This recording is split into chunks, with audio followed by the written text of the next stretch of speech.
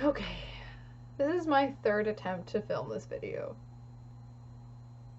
I don't know what's wrong with me. I just can't articulate anything right now.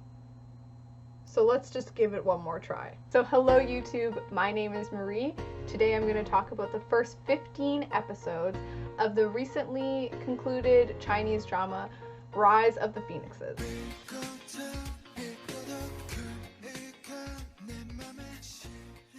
Now, this series is based off of a book, I believe, but I will say that I am enjoying the series enough to be interested in purchasing and reading the book, but I'm getting a little bit ahead of myself. Let me tell you what the show is about. It's extremely long, it's 70 episodes long, and a lot of the summaries I've read online tend to give away things that are going to happen much later. So my synopsis is like really bare bones and to the point and what's happening right at the beginning of the show. Sixth Prince is released from solitary confinement and he's incredibly smart. He plays the fool and everybody underestimates him. So that gives him a lot of autonomy to be incredibly sneaky behind the scenes and just manipulate people. He is working towards avenging his brother who was executed of treason. However, he knows that that was a false accusation. So that's what's going on within the first 15 episodes, and he is helped along by our female lead. If you read other synopsises, you know where this character is going, but at the moment she has very little to do, even though I really like her. Some of the more meat and bones of this series, I really like the set design and the costumes. I think they're both stunning.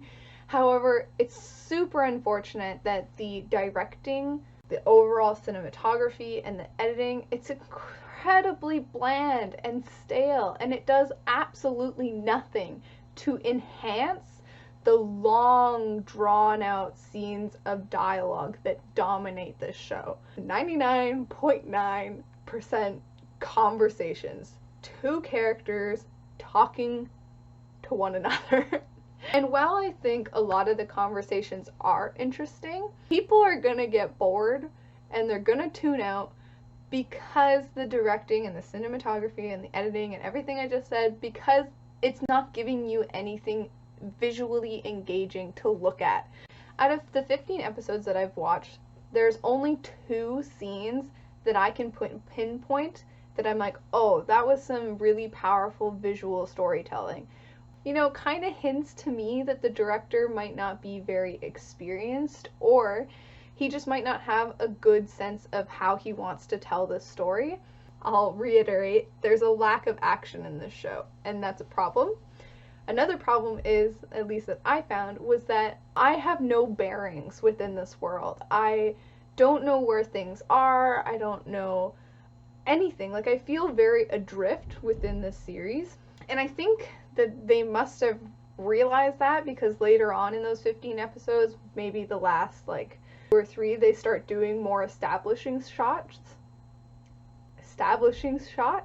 Another thing I have a problem with is the sense of time. For instance, there's this one arc where it kind of wraps it up, and then there's another scene, and that scene, to me, felt like it was taking place weeks after the fact, but it wasn't. So it's like I'm very disoriented for much of the show. Not in a super distracting way, but it is still in the back of my mind, like, oh, I almost just want a map. A map and a timeline. Oh, and one more thing to do with the filmmaking aspect is the scenes that are set at night are laughable because it looks like they just put a blue filter over everything, and that's such a missed opportunity. You know how fun candlelight can be? We deserve more than a blue filter. Now let's talk about the characters because there's a lot of them and I think they're all fantastic. They're very well written. They're very well acted. The characters are where it's at with this show. If you're going to watch this show for anything, watch it for the characters because nothing else is good about it. That's a lie. I did say that the costumes were nice, didn't I? Yeah, the costumes are nice, but the characters. And I do think I will continue to watch this show. I think I'm going to give it another 15 episodes tops. simply because I do like the characters. And if things don't start progressing, building a little bit within those 15 episodes, I'm gonna cut it off at 30. That's just what I'm gonna do. My time is important to me, okay? So I'm just gonna tell you my top 5 from most favorite to least favorite. So my favorite is the female lead, Feng Shui, I think. I hear it and I think like, oh, Feng Shui, like the decorating. Then the courtier, she works at a brothel. Or at least they call it a brothel. I don't necessarily think that's a very accurate translation of the word, but she works at a brothel and she's a musician and she's quite well loved. She's just got some great genuine relationships to other characters, and that's actually why I really like her. She's got a great female friendship going with the female lead, and she's got a great friendship going with the male lead, and it's just so refreshing to see a character who is not pining after the male lead and backstabbing the female lead, and you know, like she's just a breath of fresh air in my opinion, and that's why I really like her. You'll be surprised, but it's not the male lead as my third, but it's actually the Crown Prince. I think he is a great antagonist. He's not your stereotypical villain. There's no evil cackling. It's not cartoonish. He is simply a person that has wronged the male lead, and that's why there's a plot. That's why they're at odds. And I loved it. It felt very grounded and very real, and I think his acting is very nice as well. So my fourth favorite is the male lead, and that is for a couple reasons. As I mentioned in my synopsis, he is acting the fool. Story-wise, that's great. But for me, it makes it difficult to latch on to a character when at the beginning, the vast majority of his screen time is he's pretending to be something he's not. So his motivations are not very clear at first, which it made it hard for me to get invested in him.